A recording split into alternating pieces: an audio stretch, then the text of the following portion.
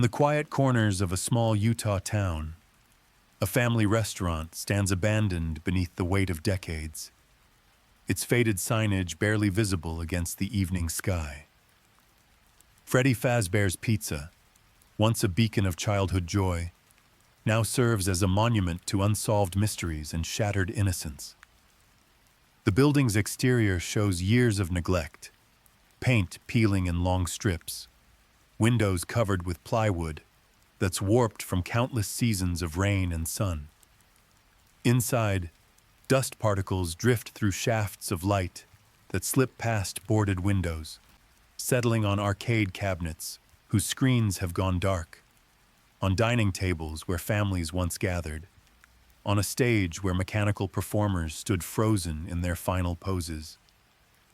The air carries the scent of old electronics and something deeper, more troubling, the residue of tragedy that time has failed to erase.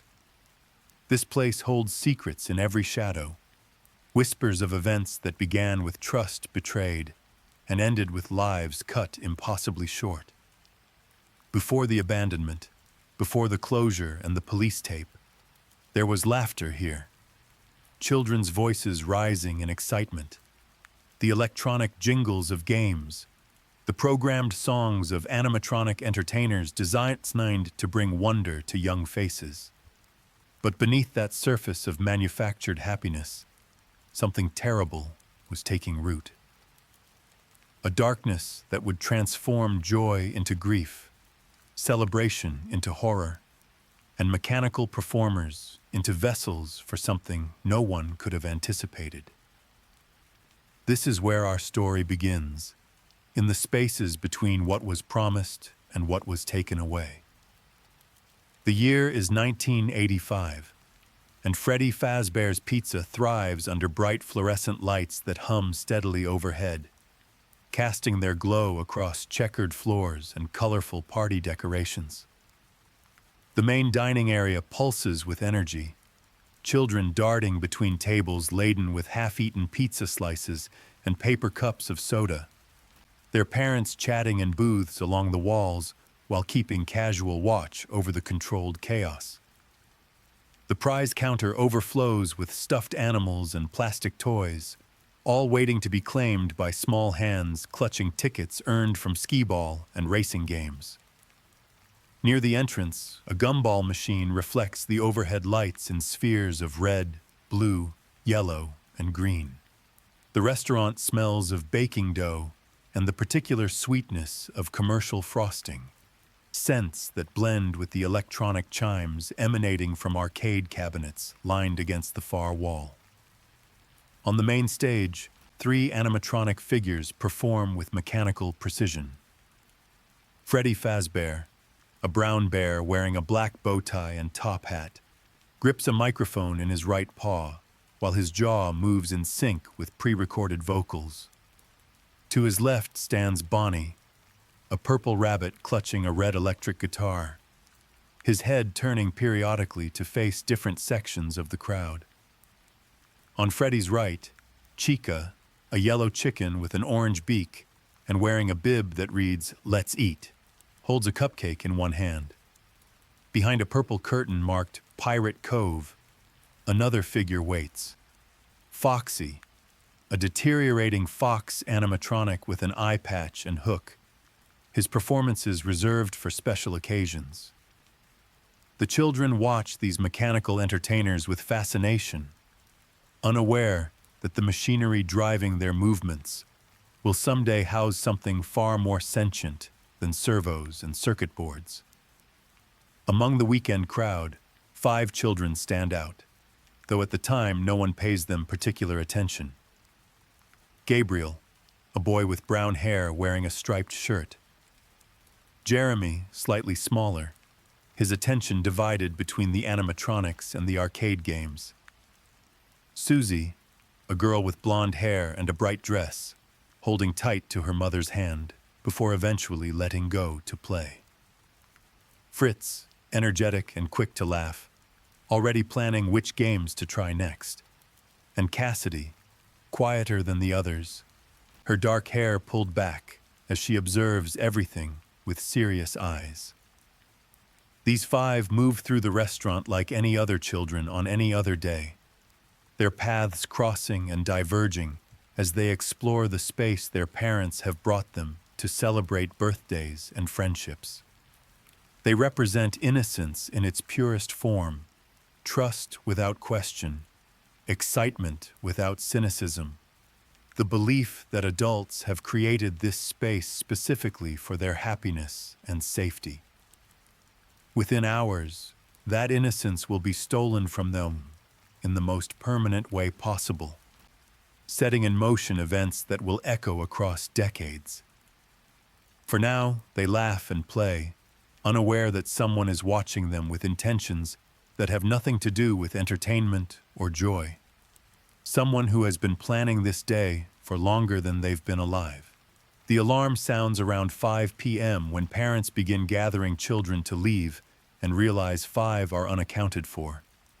Initial confusion gives way to systematic searching, staff checking bathrooms, looking under tables, calling names through the arcade area. The searches expand outside to the parking lot, then to nearby businesses, parents' voices rising from concern to panic as minutes pass without success. Police arrive within 30 minutes, transforming the restaurant from celebration space to crime scene. Officers interview staff and patrons, taking statements about when each child was last seen, what they were wearing, whether anyone noticed suspicious behavior. The investigation extends through the night and into the following days, with search dogs tracking scents that lead nowhere, with volunteers combing nearby fields and woodlands, with news cameras broadcasting worried parents' pleas for information. But no bodies are discovered. No witnesses come forward with useful information. No evidence emerges to explain how 5 children vanished from a crowded restaurant in broad daylight. The case goes cold within weeks, joining the grim statistics of unsolved missing children cases. Freddy Fazbear's Pizza remains open despite the tragedy, corporate ownership deciding that closing would suggest guilt or culpability. Attendance drops sharply, parents understandably reluctant to bring children to a location associated with disappearances. But the restaurant limps forward through the rest of 1985 and into 1986. Staff members notice strange things during this period. The animatronics occasionally move when they shouldn't, servos activating without command input. Foul odors emerge from the suits despite regular cleaning, a smell of decay that technicians can't locate or eliminate. The robot's eyes sometimes appear to follow people, tracking movement in ways their limited programming shouldn't allow. Children who do visit report that Freddy and his friends seem sad or angry, that their mechanical smiles look wrong somehow. These observations are dismissed as imagination, as the power of suggestion following tragedy. But those who work late shifts, who lock up after closing, who hear sounds from the main stage after all systems should be powered down, they know something has fundamentally changed in this place. What no one understands yet, what science and rational thinking can't accommodate, is that the murdered children haven't fully left. Their souls, torn from life through traumatic violence, remain tethered to the physical world through the very suits Afton used to hide their bodies. The remnant theories Afton obsessed over prove correct in the worst possible way. Consciousness can be bound to mechanical objects through the right conditions of suffering and fear. Gabriel, Jeremy, Susie, Fritz, and Cassidy now exist in a state between life and death, their awareness fused with the animatronic endoskeletons that serve as their graves. They experience a nightmare of confusion and rage, unable to communicate, unable to escape the metal prisons housing what remains of their physical forms. Their emotions influence the machines themselves, causing the unexplained movements and malfunctions staff can't diagnose. Over time, as months pass and their spirits grow more accustomed to this unnatural existence, they gain increasing control over their mechanical bodies. The programming that should govern the animatronics' movements becomes secondary to the will of the souls inside them. Freddy, Bonnie, Chica, and Foxy begin to move with intention during the hours when no one watches, exploring their prison and searching for something they can't quite articulate. Justice, perhaps, or revenge against the man in the spring Bonnie suit who stole their futures. But memories of their deaths remain fragmented, faces and details obscured by trauma, and so their rage lacks a clear target. Instead, it generalizes toward adults, toward night security guards, toward anyone who represents the authority figures who failed to protect them. By late 1987, Freddy Fazbear's Pizza has relocated to a new building, attempting to distance itself from the site of the disappearances. The original animatronics, Freddy, Bonnie, Chica, and Foxy, now referred to as the withered animatronics due to their deteriorating condition and the decay from the bodies they still contain, are moved to the new location for spare parts. New, more child-friendly versions are built. Toy Freddy, Toy Bonnie, Toy Chica, and a new character called the Puppet, also known as the Marionette. This last figure, designed to emerge from a large gift box and distribute prizes, operates on a music box mechanism that must be regularly wound to keep the puppet contained. The timeline moves forward to the early 2000s. Mike Schmidt, now an adult carrying the accumulated weight of his brother's disappearance and his own perceived failure, struggles to maintain stability. His parents have both died. His mother from illness in 1998, his father from what might charitably be called a broken heart in 1999. Though Mike suspects alcohol and deliberate neglect played equal roles. Mike becomes the legal guardian of his younger sister Abby, a responsibility he accepts despite being barely equipped to manage his own life, let alone guide someone else's. He works security positions that barely pay enough to cover rent and groceries, moves from job to job as his trauma-induced insomnia and occasional anger issues lead to terminations and resignations. His apartment reflects his internal state, sparse and somewhat disordered, decorated primarily with Abby's drawings and a few family photos that stop abruptly in 1987. On his nightstand sits a collection of sleeping pills in various strengths, a white noise machine that plays forest sounds, and journals filled with notes about lucid dreaming techniques. Mike has become obsessed with the idea that if he can control his dreams, if he can achieve lucidity during the nightmares that replay Garrett's disappearance, he might remember details his conscious mind has suppressed. He might see the face of the man who took his brother, might remember a license plate number or distinctive feature that could finally bring answers. This obsession drives him to take increasingly larger doses of medication, to practice reality checks throughout his waking hours, to blur the line between sleeping and waking until neither state feels entirely real. In April 2000, Mike's precarious employment situation collapses entirely. Working as a security guard at a mall, he witnesses what appears to be a man forcefully dragging a young boy toward an exit.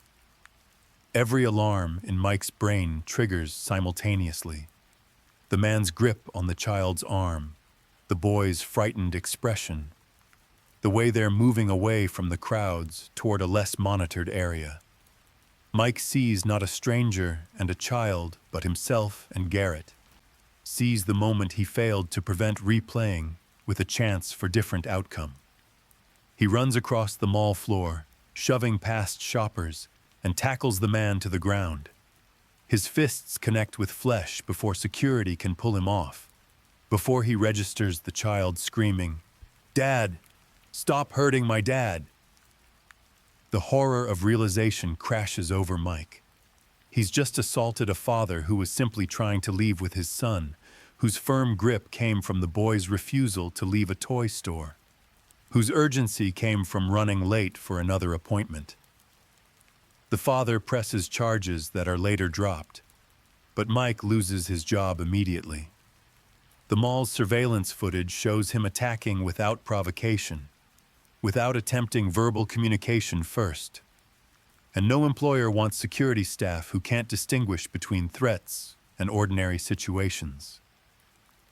Mike sits in his apartment afterward, staring at his hands and wondering if the trauma has finally broken something in him that can't be repaired. Aunt Jane, his father's sister, sees the incident as an opportunity. She's been waiting for Mike to fail in his guardianship of Abby, motivated primarily by the monthly survivor benefit checks that come with caring for a minor dependent. Jane contacts her lawyer and begins building a case for gaining custody, documenting Mike's unemployment, his medication use, his history of job instability. She visits Mike's apartment unannounced and delivers an ultimatum with a cold smile.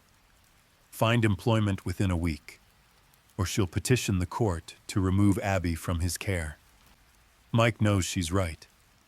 A judge would look at unemployed, unmarried, trauma-haunted Mike versus stable, married Aunt Jane and make the obvious choice. His desperation becomes absolute. Which is how Mike finds himself in a strip mall career counseling office that smells of old coffee and photocopier toner, sitting across from Steve Raglan.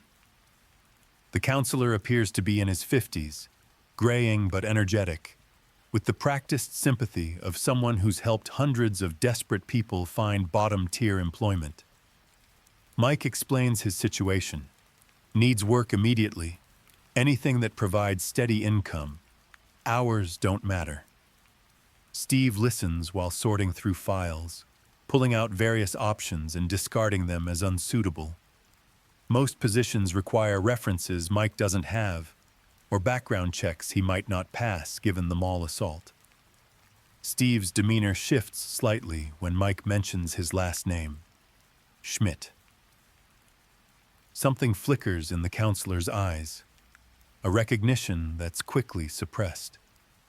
When Steve speaks again, his tone has changed, become more focused. He slides a single file across the desk. Night security guard at a defunct pizza restaurant. The pay is minimum wage. The hours are midnight to 6 a.m., and the job requires nothing more than sitting in an office watching security monitors. It's perfect for someone with no options. Mike's instinct says to refuse. Leaving Abby alone all night feels wrong, exposes her to risk. But Steve applies gentle pressure, pointing out that unemployment guarantees losing custody, while this job guarantees income. He mentions that the owner keeps the electricity running to prevent vandalism, that the previous guard left to pursue other opportunities, that it's essentially getting paid to do homework or read. Mike takes the file home and spends 2 days, time is considering. The alternative is watching Aunt Jane take Abby, and that cannot happen. He calls Steve and accepts the position, agreeing to start the following Monday. What Mike doesn't know, what he has no way of knowing, is that Steve Raglan is William Afton operating under an alias.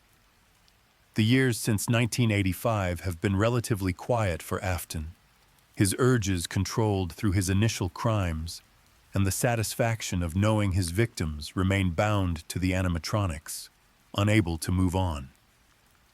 But satisfaction fades, and Afton's interests have shifted toward understanding what he created. The possessed animatronics represent proof that his remnant theories work, that consciousness can be preserved beyond death. He wants to observe them, to document their behavior, and he needs subjects to serve as test cases. When Mike Schmidt walked into his office, the brother of Garrett, one of Afton's victims, the opportunity felt almost predestined.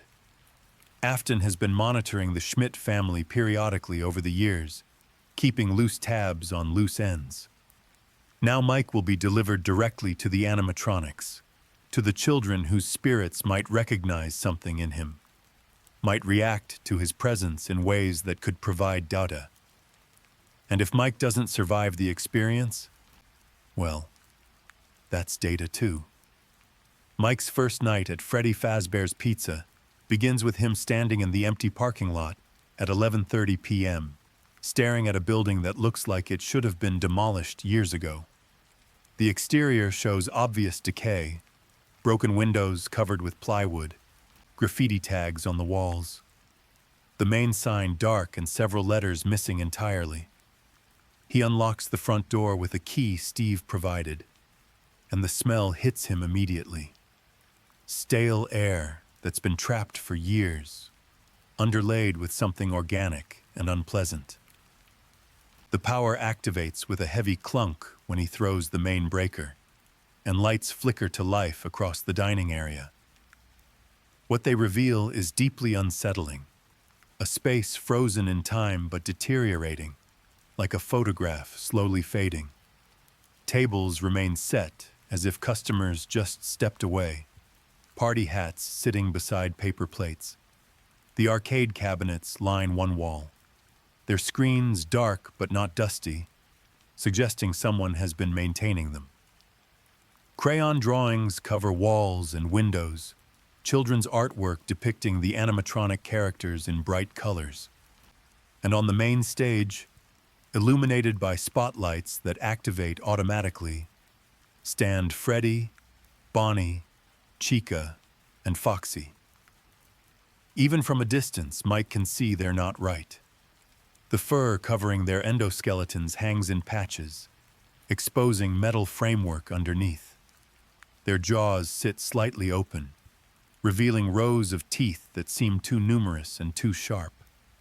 Their eyes, meant to be friendly and inviting, reflect the light in ways that suggest awareness, as if they're not simply machines waiting to be powered on, but entities already awake and watching. Mike forces himself to walk past them toward the security office, feeling their collective gaze tracking his movement. Every instinct screams at him to leave, that no amount of money is worth staying in this place. But he thinks of Abby, of Aunt Jane's threats, and continues walking. The security office is cramped and cluttered, barely large enough for the desk and chair it contains. Multiple monitors show camera feeds from around the restaurant, the dining area, the kitchen, backstage, various hallways. A tablet sits on the desk beside an old VHS tape labeled Training. The walls are covered with scrawled notes from previous guards. Check Pirates Cove regularly. Don't let them see you. The hat trick works. Mike doesn't understand the references, but feels unease increasing. He starts the training tape, and a cheerful corporate voice explains the basics. The animatronics are set to free roaming mode at night to prevent their servos from locking up. If they approach the office, use the door lights to check the hallways, close the doors if necessary. The tape emphasizes not letting them into the office with an intensity that seems disproportionate. They're just machines, after all. What's the worst they could do? The tape cuts off mid-sentence, a glitch or deliberate edit. Mike settles in for what he expects will be a boring night of watching still camera feeds. For the first hour, nothing happens. The monitors show empty rooms and silent animatronics on their stage. Mike catches himself nodding off despite the coffee he drank before arriving, the sleeping pills he took earlier fighting his attempts to stay alert. His eyes close for what feels like seconds. When they open again, Bonnie is gone from the stage. Mike jerks fully awake and cycles through camera feeds frantically. He finds Bonnie in the backstage area, standing motionless, but definitely not where he should be. As Mike watches, the animatronic's head turns directly toward the camera, and Mike has the inexplicable certainty that Bonnie sees him, knows someone is watching. Over the next hour, Bonnie moves through the restaurant, appearing in different camera feeds without Mike seeing the transitions. The animatronic seems to be searching, checking rooms methodically. Mike's heart rate increases proportionally to Bonnie's approach to the office. When the purple rabbit finally appears in the hallway camera just outside the security room, Mike slams his hand on the door button without thinking. The metal barrier crashes down just as something heavy impacts it from the outside. Mike sits frozen, listening to mechanical sounds just beyond the door. Servos whirring, metal scraping against the floor. Then silence. When he finally opens the door, the hallway is empty. The rest of the night follows a similar pattern.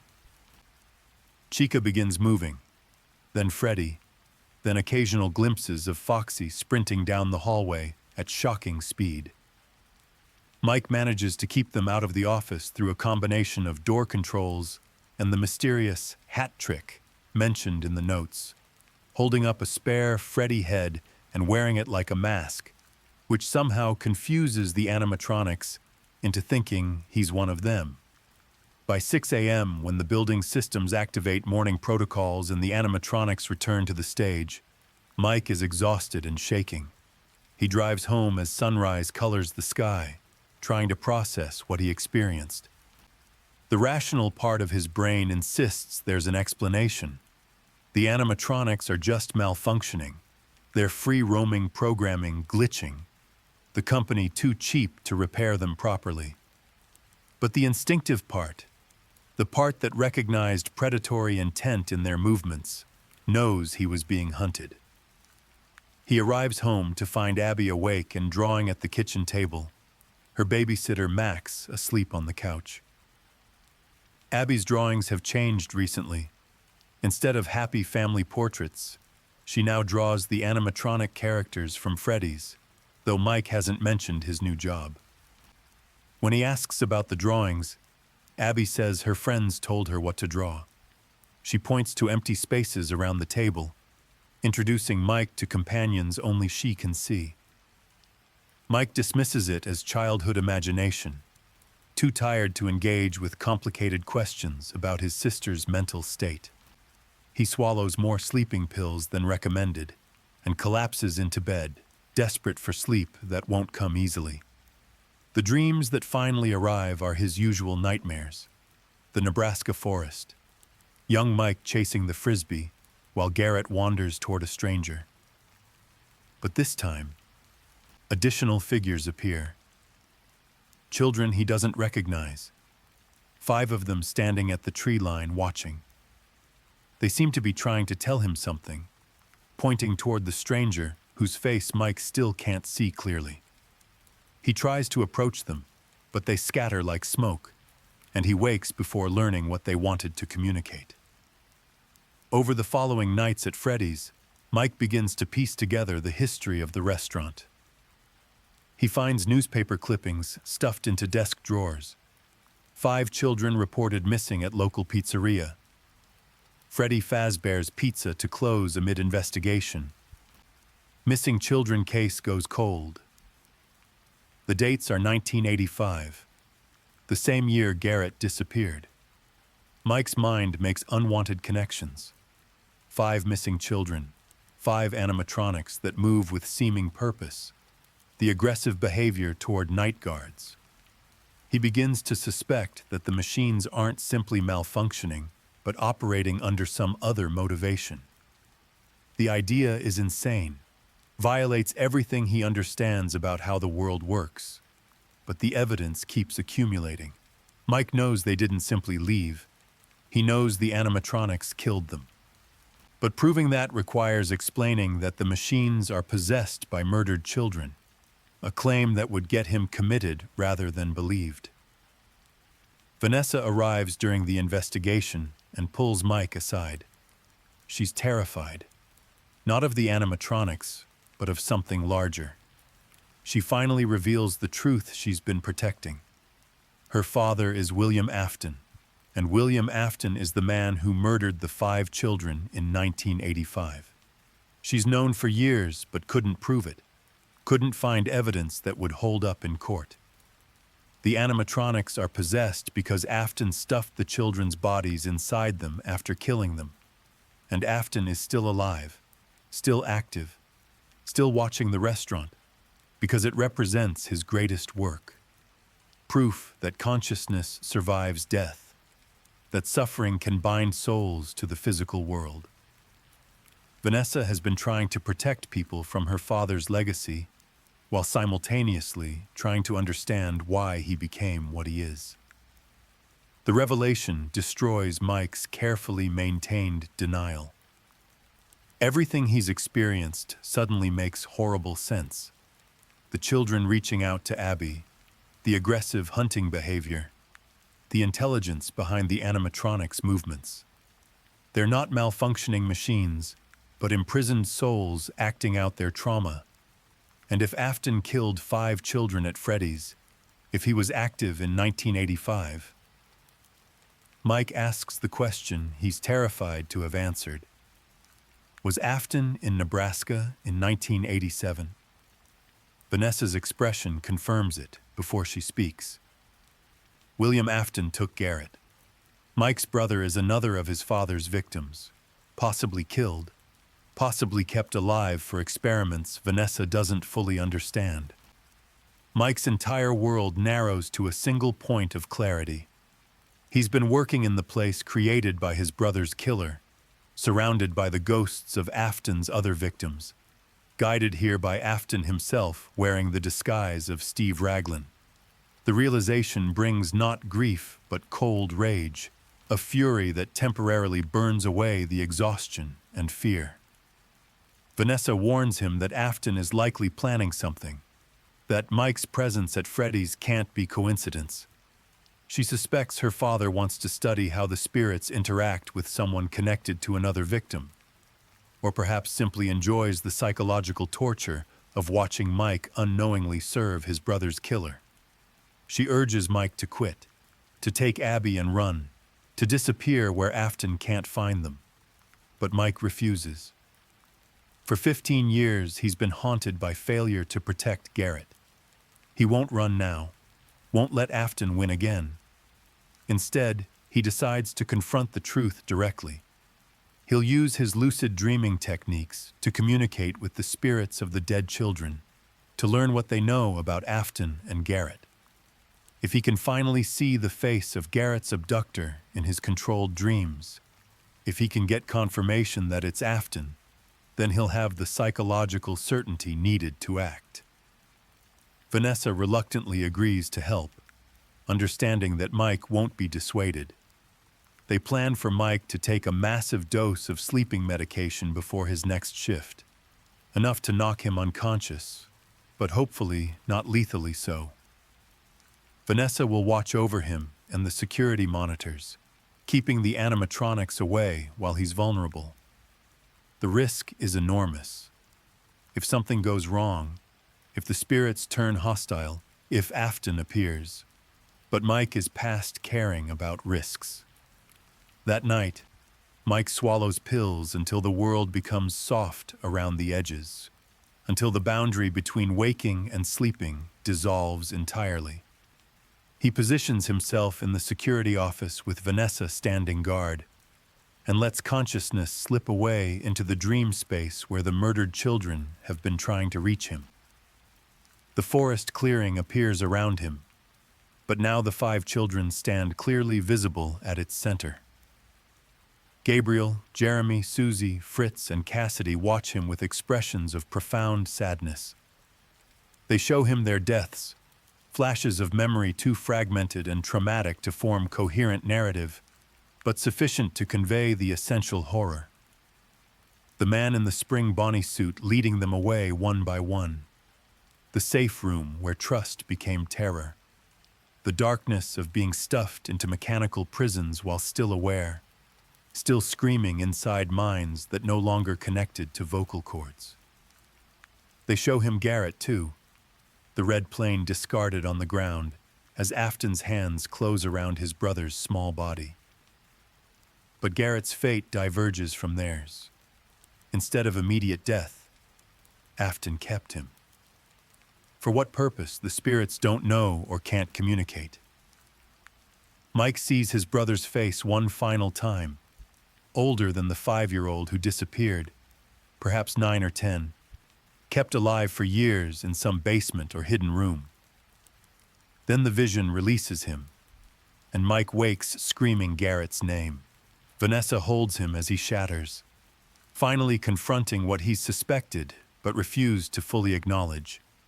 His brother suffered for years before death, and Mike's 15-year search for answers came decades too late to save him. The grief and rage Mike experiences might have destroyed someone with less cause to keep functioning, but he has Abby depending on him, and now he has purpose beyond simple survival. If the dead children showed him truth, they must want something in return. He asks Vanessa what the spirits need to move on, to find peace. She explains that ghosts typically remain bound to the location of trauma or unresolved business. The children's spirits can't leave the animatronics because their murderer was never caught, never punished. They need justice or revenge or at minimum acknowledgement of what was done to them. As long as Afton lives free, as long as the world believes they simply vanished, they remain trapped. Mike decides that giving them what they need serves his interests as well. He wants Afton to face consequences, wants the man who took Garrett to be held accountable. He asks how to summon Afton, how to draw him out. Vanessa reveals that her father has been using the Spring Bonnie suit periodically, that he can't resist returning to the site of his crimes. If they create the right conditions, if Mike appears vulnerable, if the animatronics seem to be acting outside expected parameters, Afton's curiosity and arrogance will bring him to the restaurant. They prepare a trap over the following week. Mike continues working his shifts, but now he's documenting everything, photographing the restaurant, recording audio of the animatronics' movements, collecting evidence that something supernatural is occurring. He also begins communicating with the spirits more directly, using Abby as an interpreter. The dead children trust her in ways they don't trust adults, and through her drawings and explanations, Mike learns their names and stories. He promises them that Afton will face justice, that they'll be avenged. The children's response comes through Abby. They want Afton to experience what they experienced, to understand their suffering directly. They want him to die in the Spring Bonnie suit, to be trapped as they are trapped. The final confrontation arrives on a Saturday night. Mike has arranged for Abby to stay with Vanessa at a secure location, ensuring she's safe regardless of what happens. He goes to Freddy's alone, knowing Afton monitors the restaurant and will notice the change in routine. The security office feels different tonight, charged with anticipation, as if the building itself is holding its breath. Mike doesn't have to wait long. Around 1 a.m., the front door opens without forced entry, and William Afton walks into the dining area wearing Steve Raglan's face but carrying the Spring Bonnie suit over one arm. He looks older than the photographs Vanessa showed Mike, grayer and more worn, but his eyes hold the same cold intelligence. Afton smiles when he sees Mike standing near the stage, flanked by the animatronics who remain motionless but alert. The serial killer applauds slowly, mockingly. He congratulates Mike on figuring things out, on lasting longer than most security guards. He confirms everything Vanessa revealed: the murders, the experimentation with Remnant, taking Garrett. Afton speaks about it clinically, describing his son's suffering as if discussing a science experiment. He kept Garrett alive for 3 years, studying how trauma affected a child's psychology before the boy's usefulness ended. Hearing confirmation destroys the last possibility that Mike's hopes were wrong, that maybe Garrett escaped somehow. His brother died terrified and alone, probably calling for Mike to save him. and Mike was never coming. The rage that fills him is purifying in its intensity, burning away everything except the need to make Afton hurt. But Afton hasn't come unprepared. He activates something in his hand, a remote device, and the animatronics suddenly freeze, their movement locked down by an override command. Afton explains that he built these machines. Of course, he retained control mechanisms. Without the spirit's ability to protect Mike, he's helpless against a murderer who's killed at least 6 children, and likely more. Afton begins putting on the spring Bonnie suit, the mechanical components retracting to accommodate his body. And Mike understands he's about to die in the same way as the 5 children, murdered by a man in a yellow rabbit costume, stuffed into a machine to hide evidence. But Afton has made a critical error, one born of arrogance. The spring Bonnie suit is old, maintained poorly, and the spring lock mechanisms that allow it to function as both costume and animatronic are notoriously unstable. They require absolutely precise conditions. The slightest moisture or jarring impact can cause them to snap closed with lethal force, and the restaurant's roof has been leaking for years, water damage spreading through the building's structure. As Afton moves toward Mike, explaining how he's going to make this death last, make it hurt in ways Mike can't imagine. Water drips from a crack in the ceiling directly onto the suit's shoulder. The spring locks detect moisture and engage their failsafe, assuming the operator is exiting the suit. Dozens of metal components snap closed simultaneously, driving through Afton's body with sounds like ice cracking. His scream is unlike anything Mike has heard from human throat. Agony beyond description, as spring locks pierce organs, shatter bones, pin him inside the costume that becomes metal coffin. Afton collapses, blood pooling around the yellow rabbit suit, but he doesn't die immediately.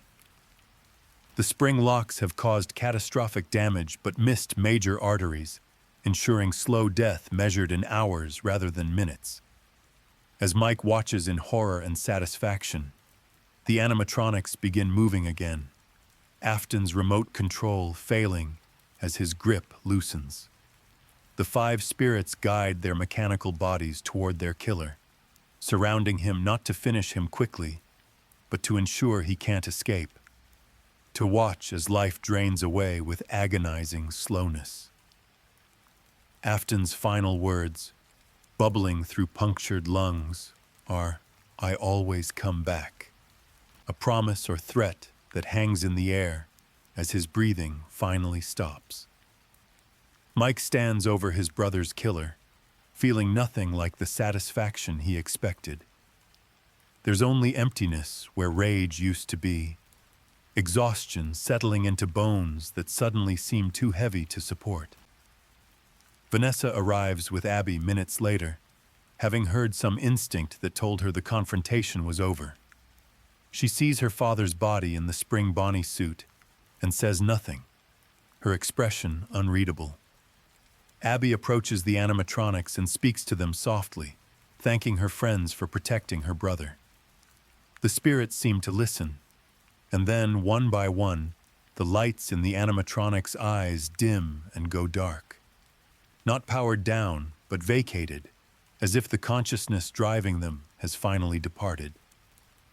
Gabriel, Jeremy, Susie, Fritz, and Cassidy have witnessed their killer's death and found sufficient closure to move on. The restaurant falls silent in a way it hasn't been since 1985, free of the anger and grief that saturated its walls. Mike and Vanessa stand in that silence, 2 people irreparably damaged by William Afton's actions, trying to figure out what comes next now that the monster is finally dead. Except William Afton isn't dead, not completely. His body fails over the hours following the spring lock failure, but something of his consciousness remains bound to the spring Bonnie suit through the same remnant principles that trapped the children. Unlike them, Afton doesn't want to leave. He clings to physical existence with the same obsessive determination that drove his experiments. His corpse decays inside the suit over the following weeks, but awareness persists, experiencing every moment of rot and degradation. The restaurant is officially closed by the authorities, the building sealed pending investigation into the deaths of Aunt Jane's accomplices, whose bodies are finally discovered. Crime scene investigators find old evidence too, traces that, combined with Vanessa's testimony, finally connect William Afton to the 1985 disappearances. The case is officially closed as solved, the 5 children's families receiving confirmation of death and limited details about what happened. It's not closure exactly, but it's something. Mike returns to his apartment with Abby and tries to reconstruct normal life from the fragments remaining. He quits the sleeping pills, finding that the nightmares have diminished now that he knows Garrett's fate. The grief remains, will always remain, but it's no longer combined with the torture of not knowing. Abby's imaginary friends disappear after the confrontation, her drawings returning to ordinary childhood subjects: flowers, houses, animals. She seems lighter somehow, as if a burden Mike didn't know she carried has been lifted. Vanessa struggles more visibly with the aftermath, carrying guilt for her father's crimes even though she committed none of them herself. She and Mike develop a relationship built on shared trauma, 2 people who understand each other's damage without need for extensive explanation. It's not romantic, exactly, but it's connection in a world that suddenly seems more dangerous and strange than either imagined. Months pass. Mike finds legitimate security work at a hospital, steady employment with reasonable hours. Abby thrives in school, makes friends who exist outside her imagination. The Freddy Fazbear's Pizza building sits abandoned, fenced off and marked with no trespassing signs that local teenagers ignore regularly. Some report seeing lights moving inside, hearing sounds of music and mechanical movement. These reports are dismissed as urban legend, teenagers scaring each other with stories about the haunted pizza place where children died. Most of the stories are wrong in their details, but the essential truth that something dangerous remains inside that building is accurate. William Afton's consciousness, bound to the decaying spring Bonnie suit, persists in a state between life and death. He's aware but immobile, experiencing time in strange distortions, dreaming horrible dreams of revenge against everyone who contributed to his current state. Mostly, he dreams of Mike Schmidt and Vanessa Afton, the 2 who were present for his death. He fantasizes about escape, about continuing his experiments, about proving his theories correct by his own existence. The spring lock suit has become his prison and his preservation, keeping his consciousness anchored to reality through sheer force of will and the remnant principles he exploited in life. In this state, Afton exists for years, aware of every moment but unable to act, unable to do anything except hate and plan and promise himself that someday, somehow, he will return. The timeline moves forward to 2023. Freddy Fazbear's Pizza has become local legend, the building so deteriorated that demolition is finally scheduled. A salvage crew arrives to clear out anything valuable before the wreckers arrive. Old arcade cabinets that might be restored and sold, metal that can be scrapped, curiosities that might interest collectors of defunct restaurant memorabilia.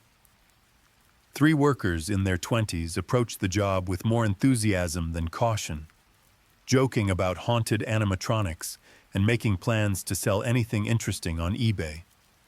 They force open doors that have been sealed for over a decade, inhaling air that smells of mold and decay and something worse underneath. The main dining area shows extensive damage from water and time. Ceiling tiles collapsed across tables, floor buckling from moisture. The animatronics on stage have deteriorated into barely recognizable shapes, their endoskeletons exposed, fabric coverings rotted away. The salvage crew agrees to split up to cover more ground, each taking a different section. The youngest, Marcus, heads to the back rooms where spare parts were stored. He navigates by flashlight, stepping over debris and around puddles of questionable liquid. In what appears to have been a parts and service room, he finds several animatronic heads stacked in a corner, their empty eye sockets somehow more unsettling than if they were intact. At the back of the room, partially hidden behind a metal shelf, he discovers a door marked "Staff Only." The door is locked, but the wood around the handle has rotted enough that a solid kick breaks it open. The room beyond is small, maybe 10 by 10 feet, and windowless. The smell intensifies immediately, decay and chemicals, preserved rot. At first, Marcus doesn't understand what he's looking at. A yellow rabbit costume slumped against the far wall, covered in dark stains that might be rust or might be something organic. Then the costume moves, just slightly, just a twitch of the head, but enough to send Marcus scrambling backward. His flashlight beam catches a glint inside the costume's head. Something reflective, something organic. An eye, rotted and filmed over but unmistakably human, staring at him from inside the rabbit's face. The costume stands, metal scraping against floor, movements jerky and wrong, but animated by clear intention. Afton has waited 23 years in that room, consciousness preserved by mechanisms he doesn't fully understand, driven by hatred refined to its purest form. The spring locks have partially loosened over time, allowing limited movement. Marcus runs, and the yellow rabbit follows with shambling steps that nevertheless cover ground with shocking speed. Marcus's screams bring his co-workers running, and they arrive to see their friend being lifted off the ground by a rotted mascot costume that shouldn't be capable of movement, shouldn't be capable of anything except collapsing into dust. They flee the building entirely, leaving Marcus behind, calling 911 from their truck. Police arrive and search the restaurant but find nothing. No body, no living person, no animated costumes. Marcus has vanished as completely as the 5 children in 1985. The salvage company cancels their contract immediately, refusing to send workers back inside. The building is condemned once again, demolition postponed indefinitely after what's classified as an industrial accident. News of the incident reaches Mike through Vanessa, who maintains contacts in the police department and keeps monitoring anything related to Freddy Fazbear's. She calls him late one night, voice tight with stress, and explains that something has emerged from the restaurant. Mike's first question is whether it's the children's spirits, if somehow they remained bound despite appearing to move on. Vanessa tells him it's worse. Evidence suggests William Afton survived inside the Spring Bonnie suit, that he's mobile now and has already killed again.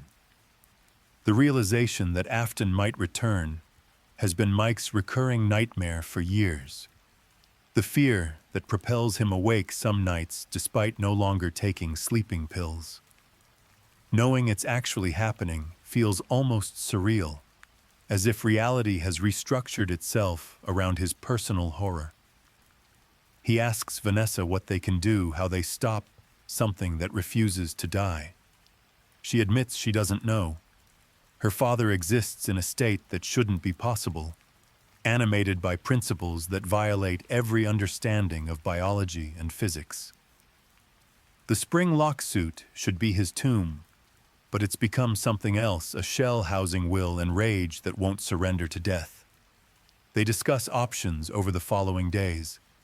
Going to police with claims about reanimated corpses would accomplish nothing except making them seem unstable. Hunting Afton themselves is suicide.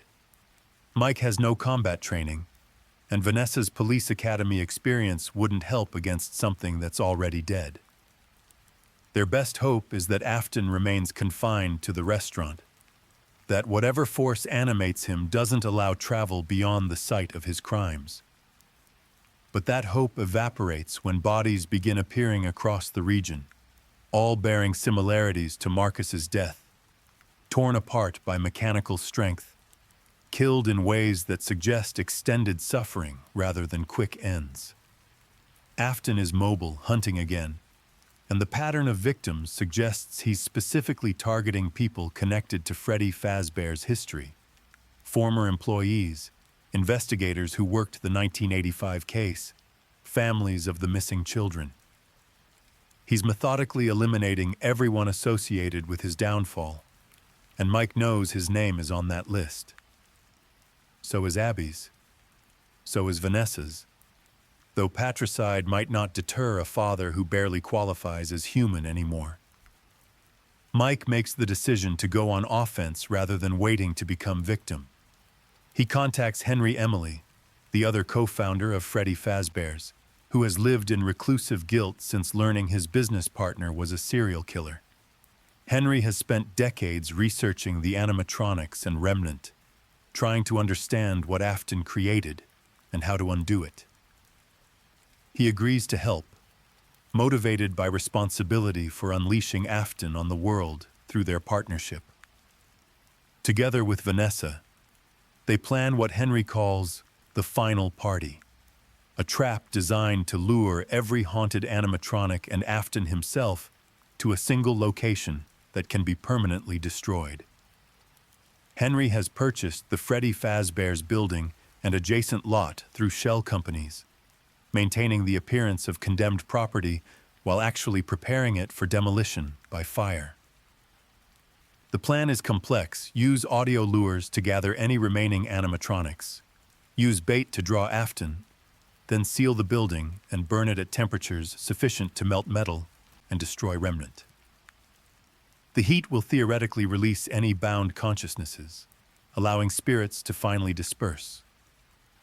It's based partly on Henry's research, partly on folklore about burning bones to free ghosts, and partly on desperate hope that something will work where everything else has failed. The trap is set for a Friday night. Henry has installed industrial heating elements throughout the restaurant's structure, enough thermal output to turn the entire building into a furnace. Mike's role is to serve as bait, to enter the restaurant and make himself visible to Afton, keeping him occupied while Henry activates the heating system. Vanessa will handle perimeter security, ensuring no one interferes once the fire starts. It's a suicide mission for Mike. Henry has been honest about the chances of anyone inside surviving once the heat activates. But Mike accepts this, feeling it's the price he should have paid years ago, the sacrifice that might have saved Garrett if he'd been brave enough to make it then. He says goodbye to Abby without explaining why, hugging her longer than usual and making her promise to listen to Vanessa about everything.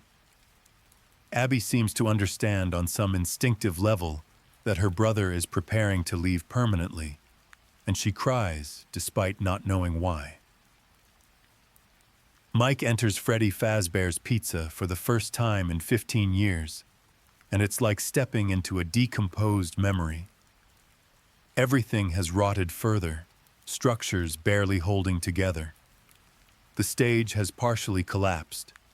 Water damage has created holes in the floor, leading to dark basement spaces. The smell is overwhelmingly of decay, and Mike wonders if it's the building dying or something worse. He makes his way to the security office, that familiar cramped space where he spent so many terrified nights, and waits. He doesn't wait long. Footsteps echo through the dining area, heavy and irregular, accompanied by the sound of metal scraping concrete. William Afton, wearing what remains of the spring Bonnie suit, emerges into Mike's flashlight beam. The costume has deteriorated horribly, exposed endoskeleton showing through rotted fabric, Afton's withered corpse visible through gaps in the suit's chest cavity. One arm dangles uselessly, spring locks having finally separated bone from mechanical framework. But the eyes, those eyes still hold intelligence and malice. Human consciousness burning in a skull that should be empty. Afton speaks, voice distorted by damaged vocal cords and the suit's voice box malfunctioning in concert, creating harmonics that sound like multiple people speaking simultaneously. He tells Mike that death is overrated, that existence in this state has taught him things about consciousness and reality that justify every murder he committed. He's become something new, something beyond the limitations of flesh, and he'll continue experimenting and killing for centuries if necessary. His immediate plans involve Mike and Abby. He'll kill Mike slowly, then take Abby and see if children can be converted to this state deliberately rather than through the accident of traumatic death. Mike tries to keep Afton talking, buying time for Henry to activate the heating elements. But Afton isn't stupid. He realizes this is a trap and turns to leave, moving with disturbing speed despite his deteriorated condition. Mike does the only thing he can, physically tackles Afton, grabbing the spring lock suit and holding on despite every instinct screaming to let go. They crash to the floor together, Mike scrambling to keep the reanimated corpse contained while metal edges cut his hands and arms. Afton's strength far exceeds what his withered frame should possess, augmented by the suit's remaining mechanisms and whatever dark force preserves his consciousness. He gets hands around Mike's throat, begins squeezing, and Mike feels vertebrae beginning to compress under pressure that's going to snap his neck in seconds. Then the heating elements activate. Temperature in the restaurant begins climbing immediately, industrial equipment pumping thermal energy into a space designed to trap heat. The effect on Afton is immediate and catastrophic. The spring lock suit begins conducting heat directly into his preserved corpse, cooking tissue that somehow remained viable. He releases Mike and staggers backward, trying to remove the suit, but the spring locks have fused to his skeleton over years of integration. He can't separate himself from the costume that's becoming an oven. Mike crawls toward the exit, feeling heat searing his lungs with each breath. But an animatronic blocks the doorway, not attacking, just standing there. And Mike realizes it's Freddy, or what remains of him. The spirit of Gabriel, the first child murdered, has returned for this moment. The animatronic steps aside, creating a path, and Mike stumbles through into cooler air beyond. Behind him, Afton's screams rise to inhuman pitch as flames begin consuming the restaurant interior, fed by decades of accumulated dust and debris. The building becomes an inferno within minutes, heat visible as distortion in the air around it. Fire departments respond, but are ordered to let it burn. Henry has obtained all necessary permits, and the structure is being demolished by controlled burn. Mike watches from the parking lot, Vanessa supporting him, as Freddy Fazbear's Pizza is finally destroyed.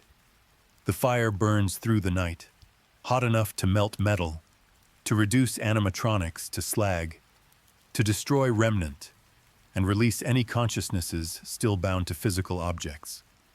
In theory, it's over. William Afton cannot survive temperatures that turn steel to liquid.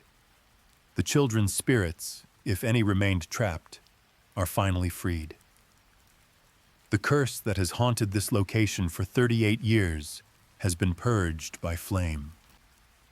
By morning, nothing remains except ash and twisted metal, foundation stones cracked by intense heat. Fire investigators declare it a successful demolition, and the property is cleared for redevelopment. Mike spends days recovering from smoke inhalation and burns, but the physical injuries are minor compared to the psychological weight that's been lifted. For the first time since Garrett's disappearance, he feels like he can breathe fully, like the future might contain something besides guilt and fear. He returns to his life with Abby, finding that normal routines feel precious rather than mundane. Grocery shopping, helping with homework, watching movies on the couch. These ordinary moments are gifts he doesn't take for granted anymore. Vanessa relocates to a different city, needing distance from her father's legacy, but she stays in touch, texts and calls that maintain connection without requiring proximity. She's trying to build an identity separate from being William Afton's daughter, and it's hard work, but she's making progress. Henry Emily disappears entirely, leaving a note explaining that his role in creating Freddy Fazbear's means he can't live with himself anymore. His body is found weeks later, an apparent suicide, and Mike attends the funeral knowing Henry considered himself responsible for every death connected to the restaurant, including the children he didn't kill but failed to protect. Months pass, then years. Mike eventually reduces his security work, taking a position that allows better hours and more time with Abby as she enters high school. She's well-adjusted considering everything, doing well academically, maintaining friendships. She never talks about her imaginary friends from childhood, and Mike doesn't ask, content to let that chapter remain closed. But in 2029, construction workers breaking ground for a new shopping complex on the site of the old Freddy Fazbear's Pizza make a discovery. Deep beneath where the restaurant stood, below even the basement levels, they find a chamber that somehow survived the fire. The space appears to have been a workshop or laboratory, walls lined with shelves containing jars of metallic liquid labeled "Remnant," journals filled with William Afton's handwriting, detailing experiments and theories, and most disturbingly, additional animatronic parts that show no fire damage. The construction is halted while authorities investigate, and news of the discovery reaches Mike through Vanessa, who still monitors anything connected to Freddy's. They discuss the implications over a phone call that stretches past midnight. If Afton had a laboratory beneath the restaurant, if he'd been conducting experiments beyond what they knew, then there might be things down there that survived the fire. Remnant samples that could theoretically preserve consciousness. Backup plans for a man who anticipated his death and prepared countermeasures. The possibility that Afton somehow transferred his consciousness before the building burned, planting himself in hidden hardware designed to survive and rebuild. The discoveries are turned over to federal authorities, who classify most of the material and seal the underground chamber with concrete. Official statement declares it a historical curiosity, evidence of one man's delusional experiments that never produced results. But Mike knows better. He's learned that dismissing William Afton is a fatal error, that the man's understanding of remnant and consciousness exceeded what others believed possible. He visits the construction site one evening, standing at the fence surrounding the sealed chamber, and feels the familiar dread settling over him. It's not finished. It will never be finished. Afton's final words, "I always come back," weren't just threat, but promise. And somewhere in the darkness of that sealed chamber, or in systems they haven't discovered yet, pieces of William Afton are waiting. For what, Mike doesn't know. For how long, he can't guess. But waiting nonetheless, patient and hateful and inevitable. Mike returns home to Abby and doesn't mention the discovery. She's applying to colleges now, planning a future that doesn't include haunted animatronics or murdered children or fathers who won't stay dead. He wants that for her, wants her free of the nightmare that consumed his life. But he knows with the certainty that comes from experience, that Freddy Fazbear's Pizza isn't done taking things from people. The restaurant is gone, burned to foundation, but what it represented persists. The willingness of one man to destroy innocence in pursuit of theories that should never be tested. The suffering of children whose deaths became fuel for experiments in consciousness preservation. The rippling trauma affecting everyone connected to those events, spreading through families and across years like cracks in glass that never stop expanding. And somewhere in the dark, whether in sealed chambers or digital storage or places Mike can't imagine, William Afton waits. The man who always comes back, the killer who refused death, the father of horrors who hasn't finished his work.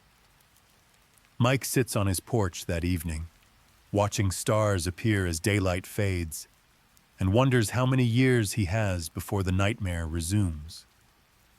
Wonders if Abby will be grown and gone before it happens, safely distant from whatever comes next.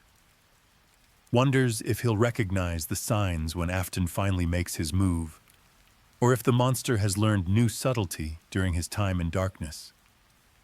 Mostly, he wonders if fighting William Afton is a battle that can ever truly be won, or if it's simply something each generation has to face in turn, an evil that renews itself through sheer refusal to accept ending. The stars offer no answers, emerging in their familiar patterns, indifferent to human concerns. The night grows darker, and Mike remains on his porch, keeping watch over a world that feels less secure than it did that morning.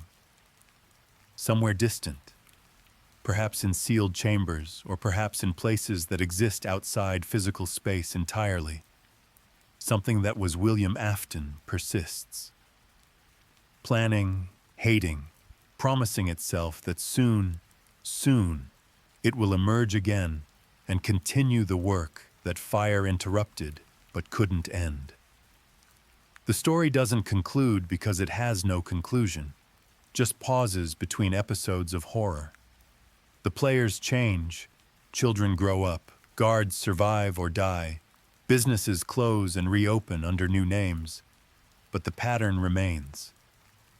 Freddy Fazbear's Pizza, in its various incarnations, serves as gathering point for tragedies that echo across decades, and everyone connected to it carries scars that never fully heal. Mike Schmidt understands this now in ways he didn't when he first accepted that security position. He's no longer the traumatized brother seeking answers about a disappearance. He's become something else. A survivor, a witness, a soldier in a war against evil that wears a yellow rabbit suit and refuses to accept defeat. He doesn't want this role, never asked for it, but it's his nonetheless. And when William Afton finally returns, not if but when, Mike will be there to face him again.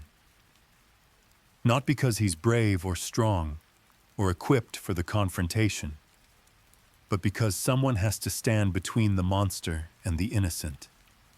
Because Abby and children like her deserve the chance to grow up without horror reaching for them from the shadows.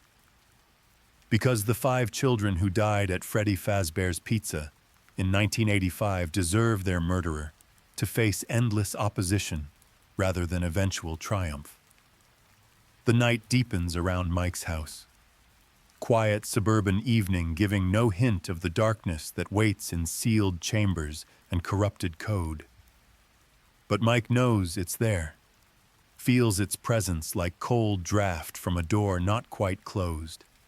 And he keeps watch, keeping vigil, preparing himself for the day when William Afton keeps his promise and comes back once more. The story pauses here, in this moment of uncertain peace, with threats contained but not destroyed. It pauses, but it does not end. Because for those touched by Freddy Fazbear's Pizza, there are no endings, only intermissions between acts of horror that span generations.